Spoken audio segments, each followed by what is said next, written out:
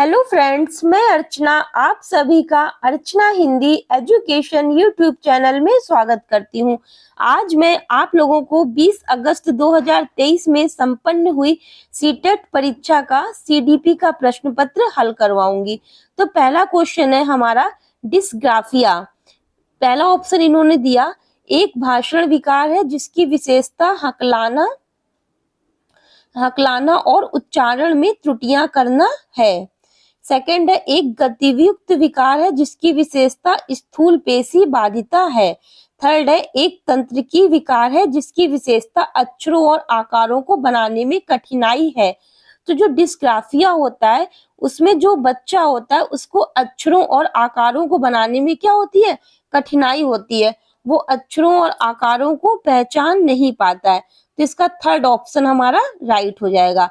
Next question हमारा second number है, प्रतिभावान बच्चों को शिक्षित करने का उपागम जो उन्हें असामान्य रूप से तीव्र गति से पाठ्यचर्या के माध्यम से आगे बढ़ाता है, क्या कहलाता है? विभेदित निर्देशन, सेकंड ऑप्शन है संवर्धन, थर्ड ऑप्शन है त्वरण या गतिवर्धन, फोर्थ ऑप्शन है हमारा विसर्जन। तो क्या होता है, जो प्रतिभावान बच्चों को शिक्षित करने का ऐसा उपागम जो उन्हें आगे बढ़ाता है उसे हम लोग त्वरण या गतिवर्धन बोलते हैं। थर्ड ऑप्शन इसका राइट हो जाएगा। नेक्स्ट है हमारा शिक्षक जो समावेशी कक्षाओं की दिशा में काम कर रहे हैं उन्हें चाहिए कि वे पाठ्यचर्या में अनुकूलन करें, विविध दृष्टिकोणों को शामिल करें, अपने स्वयं के अंतर्निहित पूर्वाग्रहों की जांच करें, विविधता को एक बाधा के रूप में देखें। तो समावेशी जो कक्षा होती है तो उसमें जो शिक्षक होता है उसे पाठ्यचर्या में अनुकूलन करना चाहिए, विविध दृष्टिकोणों को शामिल करना चाहिए। मीन्स जितने भी बच्चों के अलग अलग मत या विचार है उन सभी को पाठ्यचर्या में शामिल करना चाहिए, अपने स्वयं के अंतर्निहित पूर्वाग्रहों की जांच करनी चाहिए, लेकिन विविधता को एक बाधा के रूप में नहीं देखना चाहिए। तो ये हमारा क्या हो जाएगा, गलत हो जाएगा। तो first second and third option इसका राइट है। सेकंड ऑप्शन में हमारा first second and third option right दिया हुआ है। नेक्स्ट क्वेश्चन है हमारा 4 नंबर, शैशवावस्था में सामाजिकरण की डैश संस्थाएं प्रमुख रूप से महत्वपूर्ण है, जबकि प्रारंभिक बाल्यावस्था में सामाजिकरण की संस्थाएं भी महत्वपूर्ण हो जाती हैं। तो जब शैशवावस्था होती है बच्चे की तो सामाजिकरण की क्या होगी, संस्थाएं प्राथमिक, पहला तो हमारा प्राथमिक हो जाएगा, प्राथमिक संस्थाएं प्रमुख रूप से महत्वपूर्ण है, जबकि प्रारंभिक बाल्यावस्था में सामाजिकरण की माध्यमिक। पहले बच्चा जब स्टार्टिंग होती है बच्चे की, जब वो पैदा होता है उसके बाद में 2-3 साल में वो क्या है, समाज में प्राथमिक संस्था के रूप में भाग लेता है। और जब उसकी अर्लियर एज आती है, जब वो प्रारंभिक बाल्यावस्था में होता है तो माध्यमिक संस्थाएं भी उसके लिए क्या होती है, महत्वपूर्ण हो जाती हैं, क्योंकि जो बच्चा होता है वो समाज से बहुत कुछ सीखता है। नेक्स्ट हम इस वजह से इसका सेकंड ऑप्शन हमारा राइट हो जाएगा।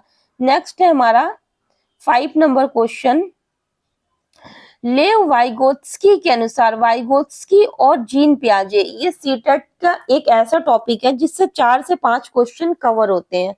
तो लेव वाइगोत्स्की के अनुसार सामाजिक कारक भाषा विकास को प्रभावित करते हैं परंतु संज्ञानात्मक विकास को नहीं। सेकंड है, संज्ञानात्मक विकास भाषा विकास को सुगम बनाता है। तो ये तो हमारा अगर प्याजे के अनुसार आता तो इसका हमारा सेकंड ऑप्शन राइट हो जाता। प्याजे ने पहले संज्ञानात्मक विकास पर जोर दिया है, तो ये भी ऑप्शन हमारा क्या हो जाएगा, रॉन्ग हो जाएगा। नेक्स्ट है, भाषा विकास और संज्ञानात्मक विकास एक दूसरे से स्वतंत्र रूप से विकसित होते हैं, ये भी हमारा रॉन्ग है। फोर्थ नंबर है, भाषा विकास संज्ञानात्मक विकास को सुगम बनाता है, फोर्थ ऑप्शन इसका राइट हो जाएगा, क्योंकि लेव वाइगोत्स्की ने पहले भाषा को महत्व दिया है और जो जीन पियाजे उन्होंने पहले संज्ञानात्मक विकास को महत्व दिया है। 6 नंबर क्वेश्चन देखते हैं।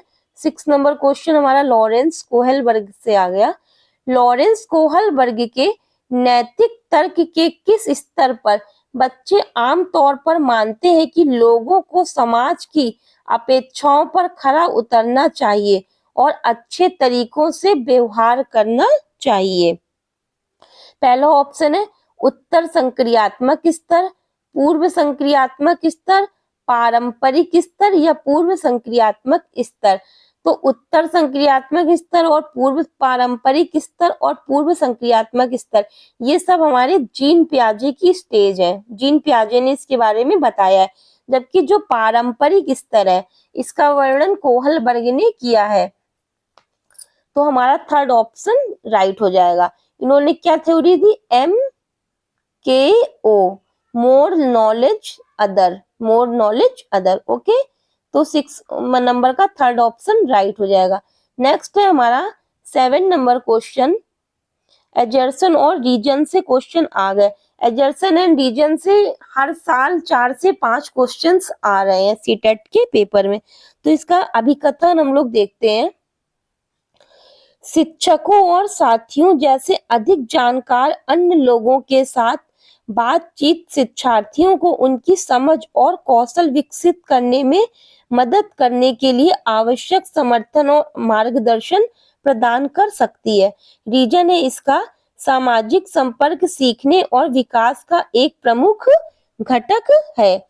तो इसमें क्या है हमारा ए और आर दोनों सही है और जो आर है वो ए की सही व्याख्या है। तो इसका सेकंड ऑप्शन हमारा राइट हो जाएगा।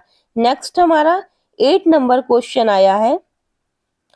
अधिगम के लिए आकलन, असेसमेंट फॉर लर्निंग का मुख्य लक्ष्य क्या है? इन्होंने असेसमेंट फॉर लर्निंग का मुख्य लक्ष्य पूछा है। तो पहला ऑप्शन है हमारा उन विद्यार्थियों की पहचान करना जिन्हें धीमे सीखने वालों के रूप में वर्गीकृत किया जा सकता है। सेकंड है विद्यार्थी के प्रदर्शन का मूल्यांकन करना और ग्रेड देना। थर्ड है विद्यार्थियों को प्रतिपुष्टि प्रदान करना जिसका उपयोग उनके अधिगम में सुधार के लिए किया जा सकता है। फोर्थ है विद्यार्थी के प्रदर्शन की तुलना एक मानक या तय पैमाने से करना। तो 8th का हमारा क्या हो जाएगा? थर्ड ऑप्शन राइट होगा कि विद्यार्थियों को प्रतिपुष्टि प्रदान करना जिसका उपयोग उनके अधिगम में सुधार के लिए किया जा सकता है। मीन्स जो वो सीख रहे हैं तो सीखने में जो गलतियां हो रही हैं उसको सुधारने में किया जा सकता है। ये हमारा असेसमेंट फॉर लर्निंग कहलाता है। थर्ड ऑप्शन इसका राइट हो जाएगा।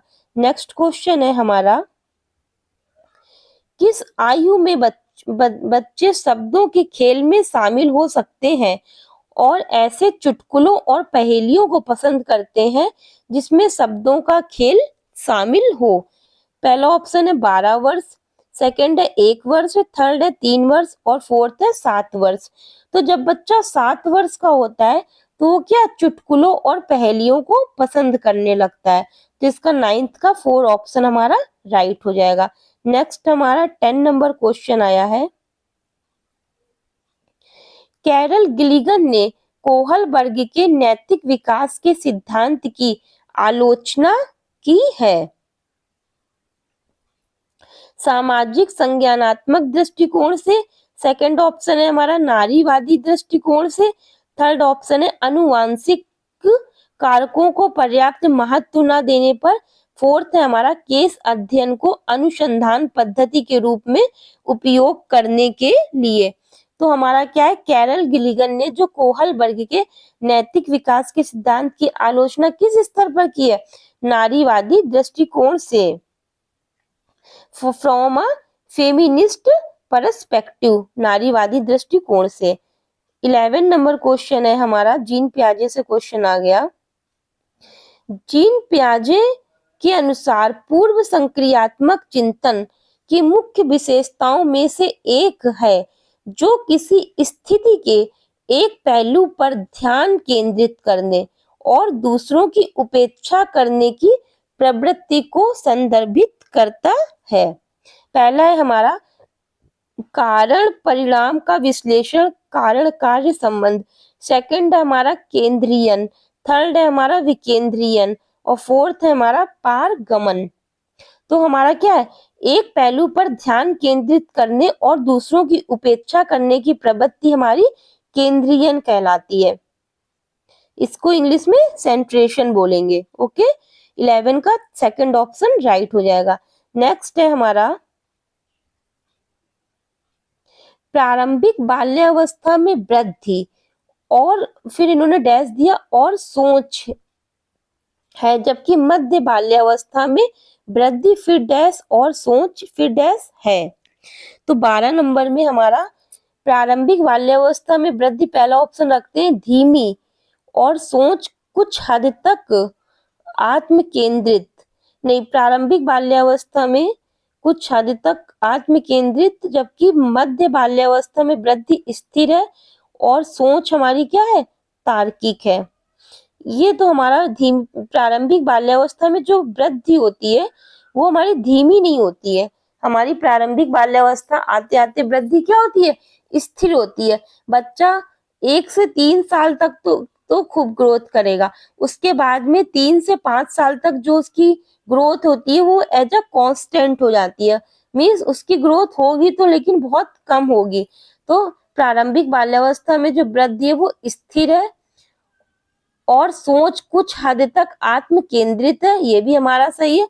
जबकि मध्य बाल्यावस्था में वृद्धि, और जब फिर मध्य बाल्यावस्था में वृद्धि हमारी क्या होती है, फिर धीमी हो जाती है। और जो सोच होती है वो हमारी, जब हम 10 से 12 साल के होते हैं तो सोच हमारी क्या होती है, तार्किक हो जाती है। मीन्स हमारे अंदर मैथ्स के क्वेश्चंस में एक्स और वाई जेड मानने की लेट मतलब एक्स माना वाई इतने के बराबर होगा, ये सब हमारे सोचने विचारने की क्षमता आ जाती है। तो इसका तार्किक वाला ऑप्शन सही होगा, सेकंड ऑप्शन इसका राइट हो जाएगा।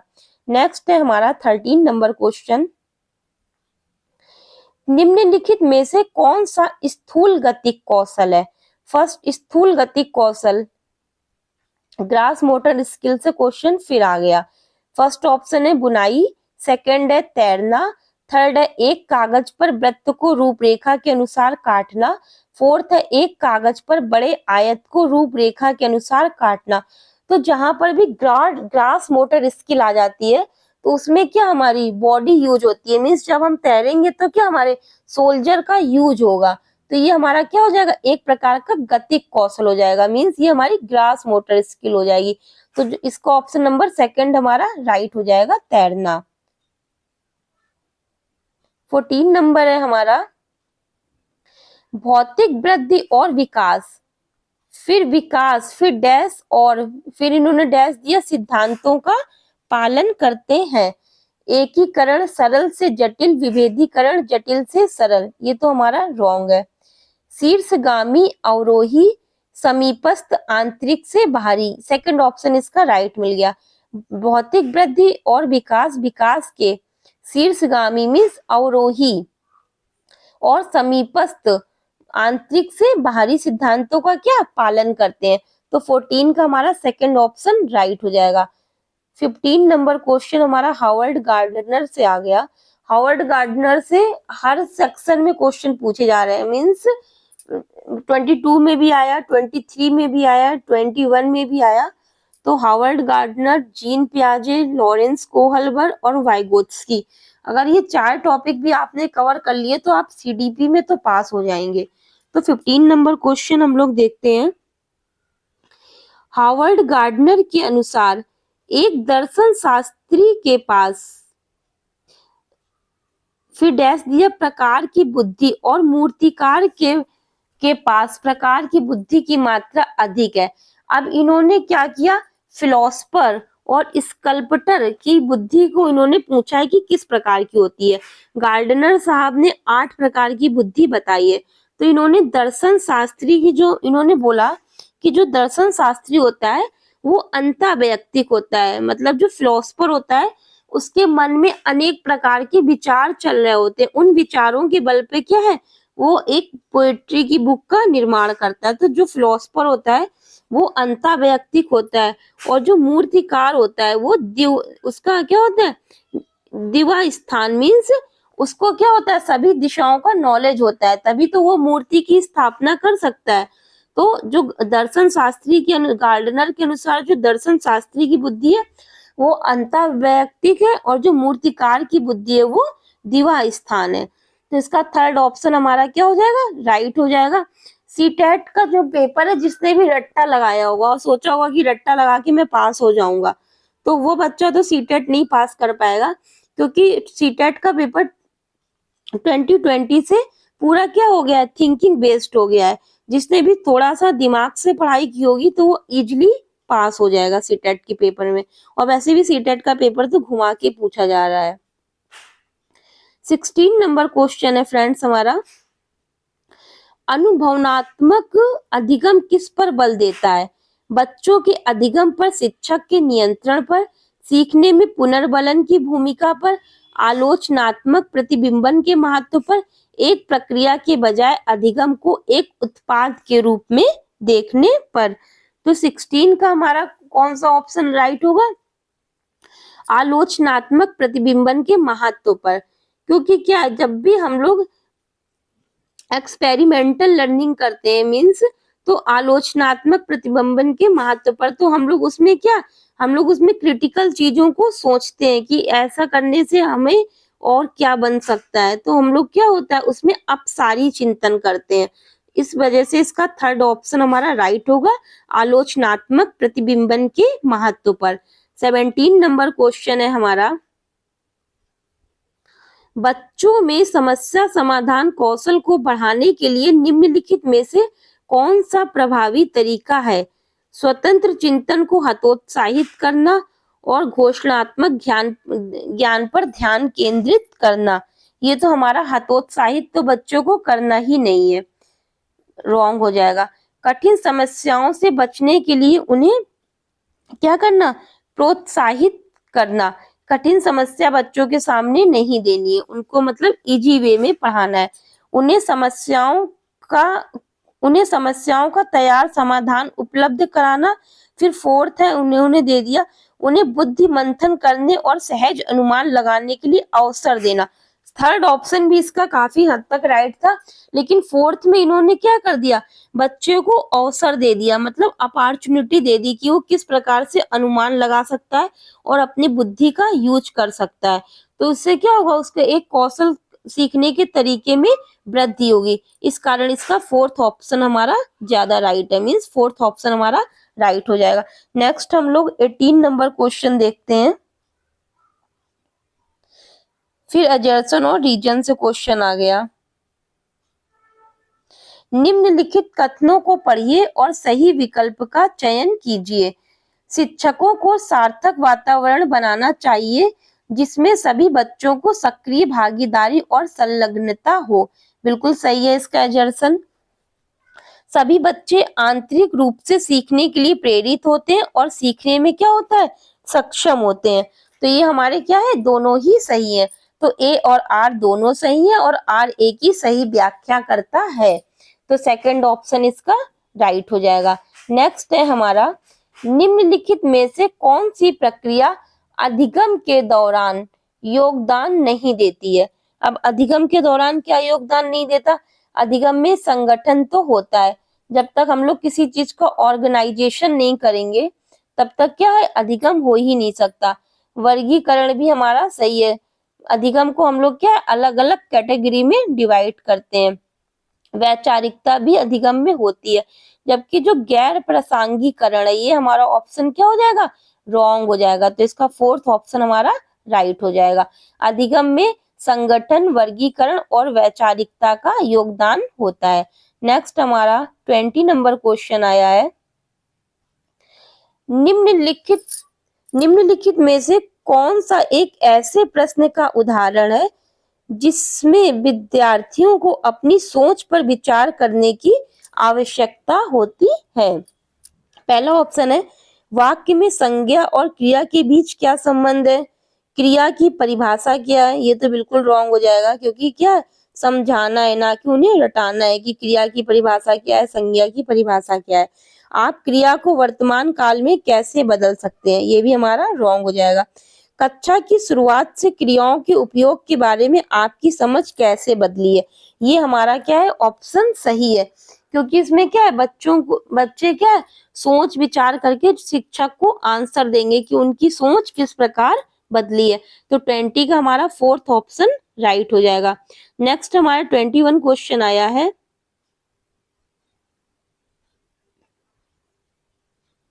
निम्नलिखित में से कौन सा विफलता के लिए आंतरिक आरोपण का एक उदाहरण है? मुझे निम्न ग्रेड प्राप्त हुआ क्योंकि शिक्षक कठोर तरीके से आंकते हैं। मैं परीक्षा में फेल हो गया क्योंकि मैंने पर्याप्त पढ़ाई नहीं की। थर्ड है, शिक्षक के पक्षपाती होने के कारण मुझे अच्छे अंक नहीं मिले। फोर्थ है, मैं परीक्षा में फेल हो गया क्योंकि मेरे दोस्त मेरा ध्यान भटका रहे थे। अब इसमें क्या है, कौन सा विफलता के लिए आंतरिक आरोपण का उदाहरण है? मीन्स जो उसमें बच्चा है वो खुद ही अपनी विफलता के लिए खुद पर क्या कर रहा है, आरोप लगा रहा है। तो मुझे निम्न ग्रेड प्राप्त हुआ, ये तो गलत हो जाएगा। मैं परीक्षा में फेल हो गया क्योंकि मैंने पर्याप्त पढ़ाई नहीं की। इसमें क्या है, स्टूडेंट खुद अपने ऊपर उसे पता है कि मैंने पर्याप्त पढ़ाई नहीं की, इस वजह से मैं क्या हो गया, फेल हो गया। तो ये हमारा क्या होता है, आंतरिक आरोपण का उदाहरण है। I failed the test because I didn't study enough. Okay friends, तो 21 का सेकंड ऑप्शन हमारा राइट हो जाएगा। नेक्स्ट हमारा 22 नंबर क्वेश्चन है। फिर से एजर्सन और रीजन से क्वेश्चन आया। बहुत कम उम्र में दुनिया भर में, एक सेकेंड, बहुत कम उम्र में दुनिया भर में अधिकांश संस्कृतियों में लड़कियां गुड़ियों को खिलौने के रूप में चुनती हैं, जबकि लड़के कारों के साथ खेलना क्या है, पसंद करते हैं। तो ये तो हमारा बिल्कुल सही है कि जो गर्ल्स होती हैं, तो जब उनकी बाल्यावस्था होती है तो वो लोग ज्यादातर मेले में जाती हैं, कहीं भी जाती हैं एग्जीबिशन में, तो डॉल लेती हैं। जो बॉयज होते हैं वो उन्हें कार, इस प्रकार के गेम्स पसंद होते हैं। इसका रीजन उन्होंने दिया, बच्चे किसी विशेष संस्कृति की अपेक्षाओं के आधार पर एक लड़के या लड़की के लिए क्या उपयुक्त माना जाता है, इसके बारे में जानकारी व्यवस्थित करते हैं और उसके अनुसार व्यवहार करते हैं। ये भी हमारा क्या है, इसका एजर्सन और रीजन, अभिकथन और कारण दोनों ही राइट है। तो ए और आर दोनों सही है और आर ए की सही व्याख्या करता है। सेकंड ऑप्शन इसका राइट हो जाएगा। नेक्स्ट क्वेश्चन है हमारा, लेव वाइगोत्स्की से फिर से क्वेश्चन आ गया। लेव वाइगोत्स्की तो लग रहा है इन्होंने एग्जाम में सीडीपी में भर भर के पूछा है। लेव वाइगोत्स्की के अनुसार बच्चों के संकलनात्मक योग्यताओं के विकास में महत्वपूर्ण भूमिका है। इन्होंने क्या, संकल्पनात्मक योग्यताओं के विकास में महत्वपूर्ण भूमिका पूछी है। इसके लिए क्या मूर्त पुरस्कार है कि सहकर्मी सहयोग है, सामाजिक अलगाव है या मानकीकृत पाठ्यक्रम है। तो 23 नंबर में ज्यादातर बच्चे जो रट्टाफिकेशन लगा के गए होंगे, तो वाइगोत्स्की ने क्या है, समाज के बारे में इन्होंने ज्यादा जोर दिया है। तो जो रट के गए होंगे तो उन्होंने सामाजिक अलगाव ऑप्शन मतलब सही लगा दिया होगा, सोशल आइसोलेशन। जबकि यहाँ पे सोशल आइसोलेशन क्या, आइसोलेशन वर्ड यहाँ पे गलत हो गया। सामाजिक अलगाव इन्होंने नहीं बताया, इन्होंने समाज से जुड़ाव बताया है। तो ये ऑप्शन थर्ड हमारा क्या हो जाएगा, रॉन्ग हो जाएगा। सहकर्मी सहयोग, पीयर कोलाबोरेशन, तो ये ऑप्शन हमारा क्या होगा, सही होगा, क्योंकि उन्होंने क्या है, पाड़ ढांचा, कहीं पे कुछ भी ना है तो आप अपने सहकर्मी से क्या ले सकते हैं, मदद ले सकते हैं। इन लेव वाइगोत्स्की ने इसे क्या बोला है, स्कैफोल्डिंग बोला है, कि अगर आप कहीं पे भी अटक रहे हैं और अगर आपको किसी सेकंड पर्सन ने मदद दी है, तो वो समस्या और जो उन्होंने मदद दी है तो वो आपको क्या हो जाएगा, हमेशा के लिए स्थायी ज्ञान हो जाएगा। उस ज्ञान को आप कभी भी भूलोगे नहीं। इसको वाइगोत्स्की ने स्कैफोल्डिंग बोला है। तो पीयर कोलाबोरेशन ऑप्शन इसका क्या हो जाएगा, राइट हो जाएगा। जिसने जरा सा भी थिंकिंग बेस्ड पेपर किया होगा तो मुझे लगता है सीडीपी का पेपर उसका अच्छा गया होगा। सेकंड ऑप्शन इसका राइट हो जाएगा। नेक्स्ट टाइम क्वेश्चन, लेव वाइगोत्स्की के अनुसार आंतरिक वॉक, फिर से लेव वाइगोत्स्की इन्होंने पूछ लिए, बच्चों के लिए एक काल्पनिक दोस्त के साथ संप्रेषण करने का तरीका है, संज्ञानात्मक अपरिपक्वता का प्रतीक है, विकासात्मक देरी का संकेत है, बच्चों के लिए अपनी सोच को नियंत्रित करने का क्या है, एक तरीका है। तो इसका फोर्थ ऑप्शन राइट हो जाएगा कि जो आंतरिक वाक होती है उससे बच्चे क्या अपनी सोच को नियंत्रित करते हैं, वो खुद से बातें करके अपनी सोच को नियंत्रित करके अनेक प्रकार के हल को प्राप्त करते हैं। तो 24 का फोर्थ ऑप्शन राइट है। नेक्स्ट क्वेश्चन है हमारा, 4 वर्ष की अपर्णा कहती है एक बटन क्या है, जिंदा है, क्योंकि उसकी शर्ट को एक साथ बांधने में मदद करता है। जीन पियाजे के अनुसार उसकी सोच की विशेषता है। पहला है पारगमनात्मक तर्क, सेकंड है जीववादी चिंतन, थर्ड है केंद्रीयन, फोर्थ है परिकल्पित निगमनात्मक चिंतन। तो ये हमारा क्या है, जीववादी चिंतन है, एनिमिस्टिक थिंकिंग है। मतलब वो सोच रही है कि ये जो शर्ट में बटन लगी है ये मेरी शर्ट को बांधने में मदद कर रही है। ये क्या है, एक प्रकार का उसका एनिमिस्टिक थिंकिंग है, मींस जीववादी चिंतन है। सेकंड ऑप्शन इसका राइट हो जाएगा। 26 नंबर क्वेश्चन है हमारा, स्वालीनता वाले विद्यार्थियों की विशिष्ट विशेषता कौन सी है। ऑटिज्म आ गया, ऑटिज्म तो सीटेट का वैसे भी फेवरेट टॉपिक है। कल्पना को तथ्य से अलग करने की श्रेष्ठ क्षमता, ये तो इसका रॉन्ग है। उन्नत सामाजिक भावनात्मक पारस्परिकता, ये भी इसका गलत हो जाएगा। बार बार दोहराव और आवर्ती व्यवहार, ये बिल्कुल सही है। जो ऑटिज्म स्टूडेंट होता है, स्टूडेंट्स हैविंग ऑटिज्म, जो मतलब ऑटिज्म से ग्रसित स्टूडेंट होता है, तो क्या वो बार बार शब्दों को दोहराता है और आवर्ती व्यवहार और बार बार वही व्यवहार करता है। अगर उसकी सुई मीन्स कहीं पे अटक गई, अगर उसका ध्यान कहीं पर चला गया कि मुझे ये खिलौना चाहिए, तो जब तक उसको वो खिलौना नहीं मिल जाएगा तब तक वो अपना आवर्ती व्यवहार बार बार दोहराता रहेगा। Frequent, repetitive and recurring behaviour, तो ये ऑटिज्म वाले बच्चे का क्या होता है, एक फंक्शन होता है, उसकी विशेषता है। तो थर्ड ऑप्शन इसका राइट हो जाएगा। नेक्स्ट क्वेश्चन है हमारा 27 नंबर, निम्नलिखित कथनों को पढ़िए तथा सही विकल्प का चयन कीजिए। शिक्षार्थियों के बीच समालोचनात्मक चिंतन को सुगम बनाने के लिए शिक्षकों को उन्हें विविध परिस्थितियों और विभिन्न दृष्टिकोणों से अवगत कराना चाहिए। रीजन है इसका, जब विद्यार्थी विविध मतभेदों के बीच बातचीत में संलग्न होते हैं तो वे समालोचनात्मक और रचनात्मक रूप से सोचने की अपनी क्षमताओं को सीखते और समृद्ध करते हैं। तो ये दोनों ही बातें हमारे अभिकथन और रीजन क्या है, दोनों ही सही है। तो अगेन इसका सेकंड ऑप्शन राइट हो जाएगा। ए और आर दोनों सही है तथा आर ए की सही व्याख्या है। फिर हमारा 28 नंबर क्वेश्चन है, निम्नलिखित में से अधिगम का प्राथमिक लक्ष्य कौन सा होना चाहिए। तथ्यों को इन्होंने बोला कि जो अधिगम है उसका प्राथमिक लक्ष्य क्या होना चाहिए। तथ्यों को रटना, यंत्रवत याद करने के पूर्वाभ्यास में उत्कृष्ट बनना, समकक्षों के साथ प्रतिस्पर्धा, समालोचनात्मक चिंतन का विकास। तो 24 का क्या अधिगम का सीखने का जो हमारा प्राथमिक लक्ष्य होता है वो क्या होता है, समालोचनात्मक चिंतन का विकास। जब तक हम लोग चिंतन नहीं करेंगे तब तक क्या है, हम किसी भी चीज को अच्छे से नहीं सीख सकते। और वैसे भी एनईपी 2020 और एनसीएफ में कि हम उसमें बताया गया है कि जो रटना है, रट्टाफिकेशन को तो बिल्कुल क्या इन्होंने हटा ही दिया है कि मतलब रटना तो है ही नहीं, हर चीज को क्या है सीखना है, मतलब चिंतन करना है ताकि क्या हो सके आगे का जो हमारा ब्रेन है वो अच्छे से डेवलप हो सके। तो आपको क्या है समालोचनात्मक चिंतन करना है, मीन्स अब सारी चिंतन को इन्होंने बढ़ावा दिया है एनईपी 2020 में। 29 क्वेश्चन हम लोग देखते हैं, बच्चे सबसे प्रभावी ढंग से तब सीखते हैं यदि कोई अवधारणा सामान्य से विशिष्ट की ओर बढ़ती है, अमूर्त से मूर्त की ओर बढ़ती है, जटिल से सरल की ओर बढ़ती है, तर्क संगत से अनुभव की ओर बढ़ती है।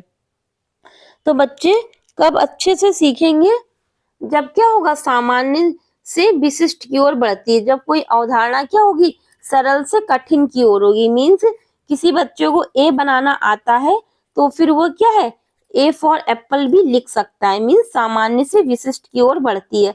जैसे कि कोई भी व्यक्ति अगर साइकिल चला सकता है तो फिर वो क्या है, मोटरसाइकिल भी आसानी से चला लेगा क्योंकि उसने साइकिल चलाना पहले से सीख रखा है। सेकंड ऑप्शन इसका एक बार देख लेते हैं, अमूर्त से मूर्त की ओर बढ़ती है, ये हमारा गलत हो जाएगा, मूर्त से अमूर्त की ओर बढ़ती है। जटिल से सरल की ओर बढ़ती है, ये भी ऑप्शन हमारा गलत है, सरल से जटिल की ओर बढ़ती है। तर्क संगत से अनुभवजन्य की ओर बढ़ती है, अनुभवजन्य से तर्क संगत की ओर बढ़ती है। जब हमें किसी चीज का अनुभव होगा तभी तो हम उस चीज के बारे में तर्क कर सकते हैं। तो इसका इस अकॉर्डिंग फर्स्ट ऑप्शन इसका राइट होगा, सामान्य से विशिष्ट की ओर सीखने की अवधारणा हमारी बढ़ती है। 30 एंड लास्ट क्वेश्चन हम लोग देखते हैं, विद्यार्थियों की सीखने की शैलियों में विविधता, फर्स्ट ऑप्शन है को महत्व दिया जाना चाहिए और मानव विविधता के प्रतिबिंब के रूप में देखा जाना चाहिए। सेकंड है कि उपेक्षा की जानी चाहिए और सीखने की शैलियों में एक रूपता लाने का प्रयास किया जाना चाहिए। उपेक्षा वर्ड तो यहाँ पे हमारा निगेटिव हो गया। थर्ड ऑप्शन है को शिक्षण अधिगम प्रक्रिया के दौरान में ध्यान नहीं रखना चाहिए, नहीं वर्ड फिर हमारा क्या हो गया, निगेटिव हो गया। को शिक्षण अधिगम प्रक्रिया में बाधा और अवरोध, तो इसका क्या हो जाएगा, सेकंड थर्ड और फोर्थ ऑप्शन ये तीनों ही हमारे रॉन्ग हो गए। तो फर्स्ट ऑप्शन एक बार अगेन रीड करते हैं, विद्यार्थियों की सीखने की शैलियों में विविधता को महत्व दिया जाना चाहिए और मानव विविधता के प्रतिबिंब के रूप में देखा जाना चाहिए। 30 का फर्स्ट ऑप्शन हमारा राइट हो जाएगा। ओके फ्रेंड्स, तो हमने सीडीपी के 30 क्वेश्चन आसानी से सॉल्व किए। पेपर का स्तर मॉडरेट था। इस प्रकार के और सीरीज पाने के लिए आप लोग मेरे वीडियो को लाइक कीजिए और मेरे चैनल को सब्सक्राइब कीजिए और मेरा वीडियो अपने फ्रेंड्स के साथ में शेयर कीजिए। Okay friends, thank you. मिलते हैं हम लोग नेक्स्ट वीडियो में, तब तक के लिए बाय बाय।